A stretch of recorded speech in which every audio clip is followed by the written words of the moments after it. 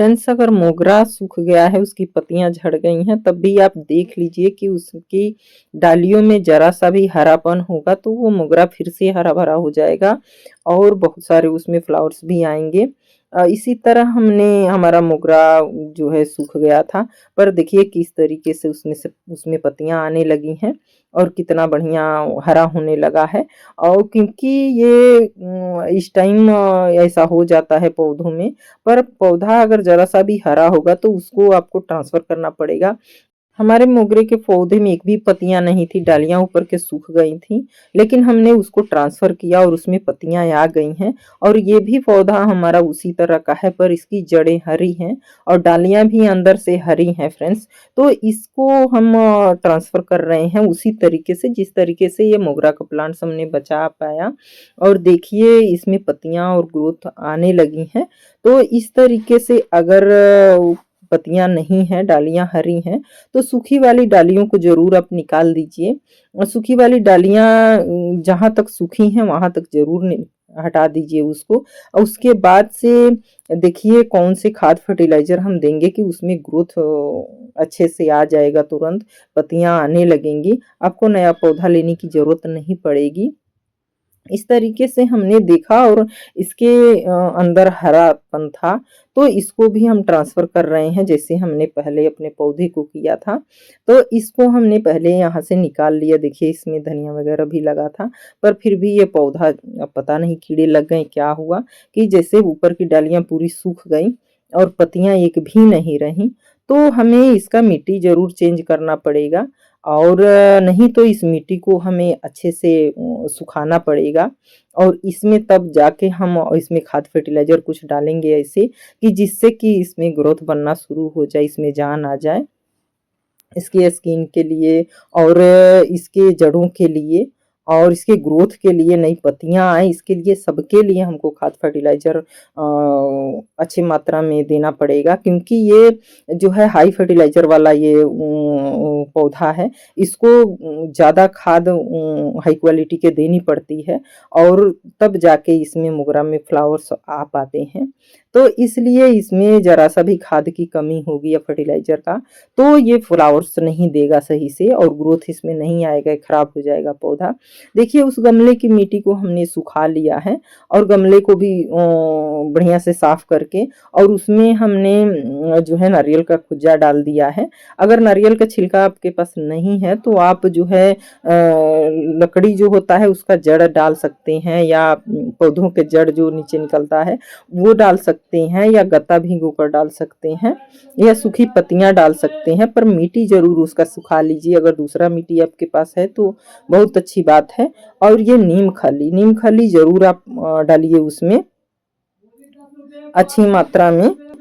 खाली नीम खली से काम नहीं चलेगा, इसमें बहुत कुछ जो है अच्छे फर्टिलाइज़र आपको डालना पड़ेगा, तब जाके इसको जो है आप ग्रोथ कर पाएंगे। देखिए ये चूना है और चूना हम कैल्शियम के लिए चूना ही और अंडा के छिलका मैं इस्तेमाल करती हूँ और कुछ तो नहीं मंगाती हूँ।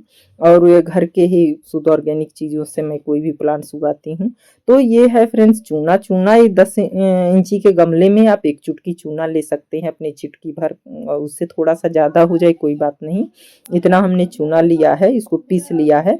और ये हल्दी है, हल्दी किसी भी पौधे के रूट के लिए बहुत अच्छा होता है, एंटीसेप्टिक होता है। और ये है लकड़ी का राख फ्रेंड्स, जो कंडा और लकड़ी से राख निकलता है, वही जो ठंडियों में हम लोग जलाते हैं या कहीं भी मिले।